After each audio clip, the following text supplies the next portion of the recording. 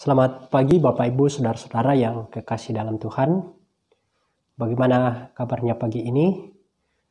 Bapak Ibu Saudara-saudara, dalam perenungan kita pada saat teduh pagi pada saat ini, di Selasa 23 November 2021, mari kita merenungkan tidak pernah sia-sia.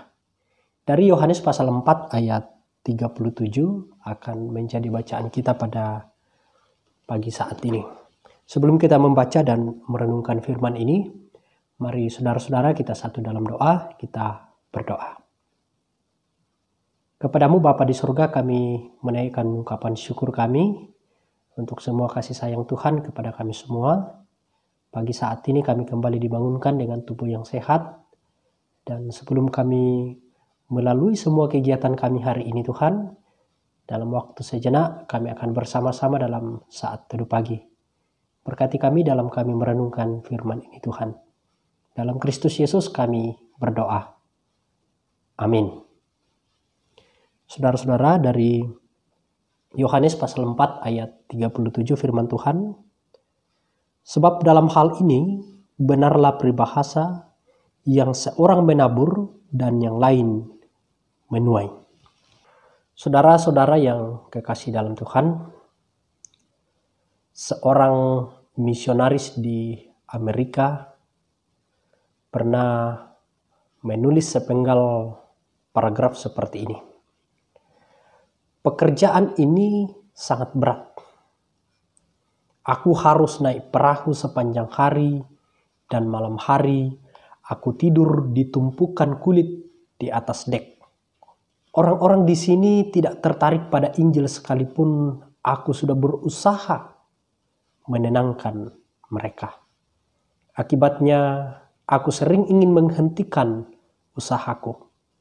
Meskipun demikian, didorong oleh teladan Rasul Paulus, aku tetap berlari tanpa ragu, menyadari bahwa Allah tidak menuntut keberhasilan, tetapi kesetiaan.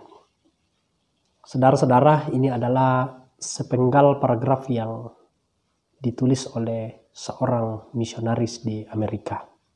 Kita lihat di sini bahwa rupanya dia sudah mulai berkecil hati, tetapi ada sebuah dorongan, ada sebuah keteladanan dari Rasul Paulus untuk kemudian harus membesarkan kembali niatnya dalam melakukan misi penginjilan. Dia mengatakan tadi bahwa Allah itu tidak menuntut daripada sebuah keberhasilan, tetapi bagaimana kesetiaan dalam kemudian bermisi. Jadi bukan tentang keberhasilannya, tetapi bagaimana dia berproses, bagaimana dia setia dalam melakukan penginjilan itu. Masalah hasil, biarlah itu menjadi milik Tuhan, dan Tuhan sendiri yang akan memberkati untuk sebuah keberhasilan. Bapak Ibu Saudara-saudara, dalam penginjilan, ketika orang belum dapat menerima kabar baik dan belum dapat percaya kepada Yesus, rupanya itu berarti bukan upaya kita gagal dan sia-sia. Meskipun saat ini atau meskipun saat itu, orang yang kita tempati memberitakan Injil belum dapat menerimanya. Dan kita tahu bahwa berita yang kita sampaikan itu merupakan sebuah benih yang hidup.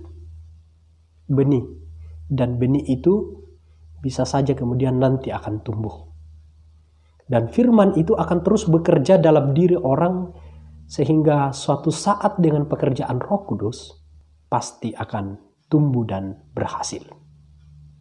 Mungkin dengan cara yang berbeda yang kita pikirkan, bahwa bukan tentang bagaimana tumbuhnya karena itu nanti pekerjaan Roh Kudus, tetapi bagaimana dalam menaburkan berita Injil itu, kesetiaan itu tetap kita lakukan.